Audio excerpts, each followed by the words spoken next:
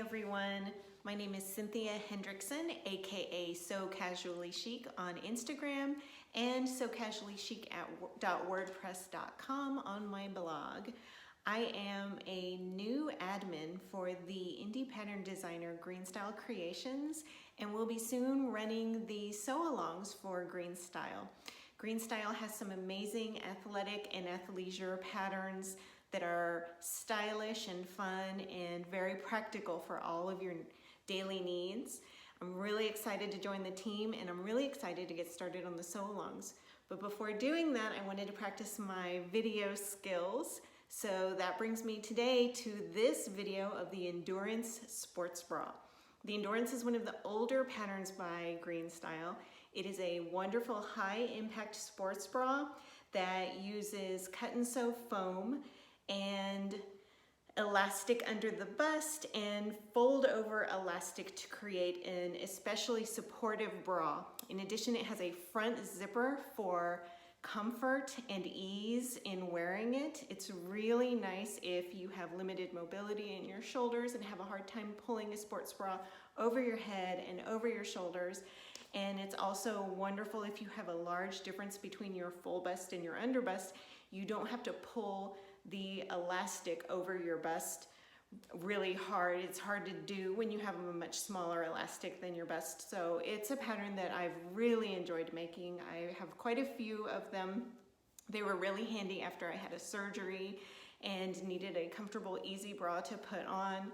So I thought I would make that as a video, even if not a sew-along, but a video that you can watch step by step the making of the Endurance Sports Bra.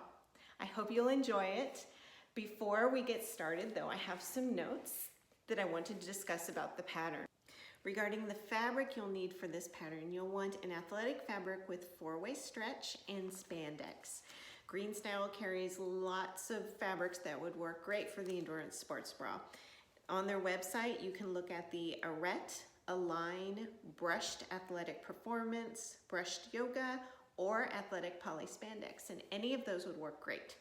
I will be using a fabric from the Styled Magnolia, for whom I've recently begun sewing, and it is this beautiful, it's part of their marble collection, and it is on current pre-sale order right now through October 31st.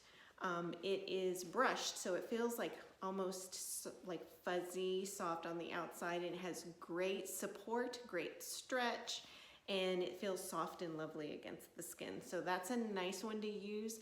Also, their Endurance and Swim would work fabulously for this pattern. In addition, you'll need some cut and sew bra foam.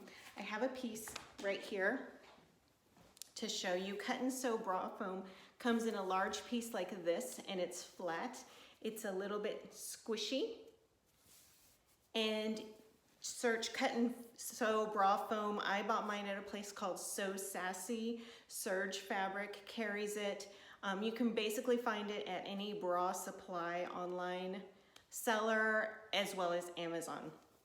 Here's some black cut and sew, and I've also had some tan versions in the past, but it comes in a large piece and you use a small amount for the bras.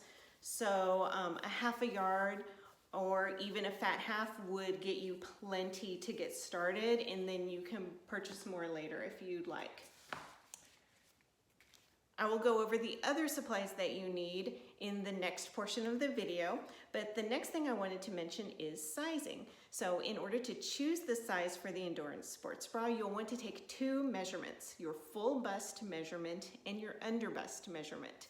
Now, in taking these measurements, I do want to mention that you want to be wearing a comfortable and non-padded bra. The reason for this is that you want the measurement of what your bust is when it's in the position that it will be in while you're wearing your bra. If you're not wearing a bra at all, chances are that your bust will be sitting a little lower and your measurement isn't going to be quite accurate. I know that when I'm not wearing a bra, if I were to measure the largest part of my bust, it would be lower than it is now, and it would be measuring along with the smaller part of my back, and all of the breast tissue wouldn't be up and held up in together in the same position, so it would be a smaller measurement. Make sure you're wearing a comfortable bra. You don't want it padded because you don't want the measurement to be too big either, and you'll end up making a bra that's too large. The other measurement is the underbust, and it's basically where the band of your bra will sit. So you'll measure exactly under the bust and pull it taut so you can get an accurate measurement there. Once you've taken your measurements, you'll look at this chart in the pattern to determine which sizes to make. For example, my underbust measurement is 30 inches. So looking at the right side of the chart, I fall into the band size of 30. Then looking at the left side of the chart, my full bust measurement is 37 inches, and that is a 7-inch difference between my 30 underbust. So my cup size will be G. All of the pieces that I cut out will correspond to the band size 30 and the cup size G, and you will do the same to determine your sizes.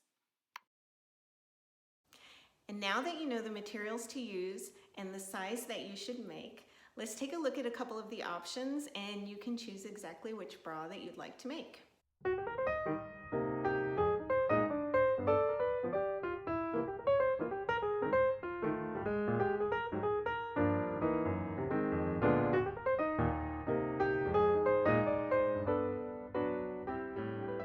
Let's take a look at all the pieces that we'll need to make the racer back option. First of all, we'll need the back band piece, which is this long piece right here, and make sure you include all of the racer back part of it. You'll need one cut out of main fabric, and then you'll need one cut out of a lining fabric. Today I'm using Athletic Knit from the Styled Magnolia, and this lining bit right here is the Yoga Flex from Green Style. Then you'll need all your cup pieces. We have the middle, side, and upper cup pieces. For each of these pieces, you'll cut 2 pieces mirror image, and then you'll also need foam piece of each of these. There's a separate foam pattern piece, so be sure that you cut the foam piece with the foam pattern piece and the fabric piece with the main pattern piece. And when I flip this up, you might have seen some of my notes. The other thing you want to make sure to do is copy all of the notes and markings off of the pattern pieces onto your fabric and foam. And this will help you tremendously when it comes to putting the pieces all together because they can feel a little bit like a jigsaw puzzle. You'll need finally to cut the zipper guard. Now I have cut one out of my main fabric, and then I've also cut one out of some scuba knit. You can use just a scuba knit or other stable knit as your zipper guard, but I wanted my zipper guard to be out of this beautiful fabric. So what I'm going to use is some iron-on adhesive, and I'm going to just stick those pieces together to make them into one. You'll need a zipper. Mine is a longer zipper than the pattern calls for, but I can just trim it to make it smaller.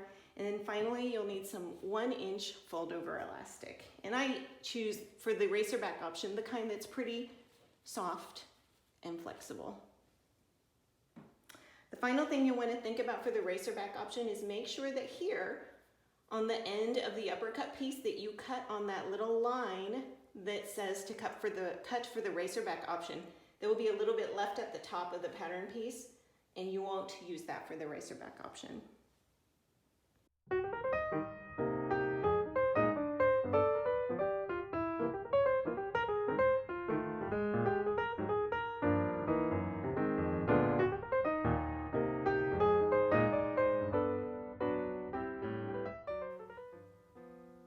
And here are all the pieces that you'll need for the strappy back option. Again, you'll need the back piece, but this one's going to look a little different because you're going to cut it at the line indicated for the strappy back option.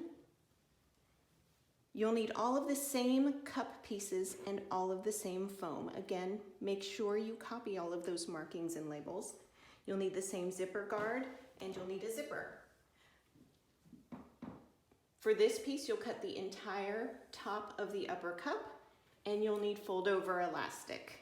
Now, for this option, I prefer this Dritz fold-over elastic. It's sturdier, it's thicker, and it's going to give you more support in the back to hold up your bra. Especially if you have a large bust, you'll appreciate using a thicker fold-over elastic. If you only have the light one, you can add elastic in it.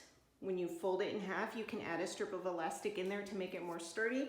But I find that when I use this particular one, I don't need to do that. So that's a nice step that I can skip. Those are all the pieces that you'll need for your strappy back option.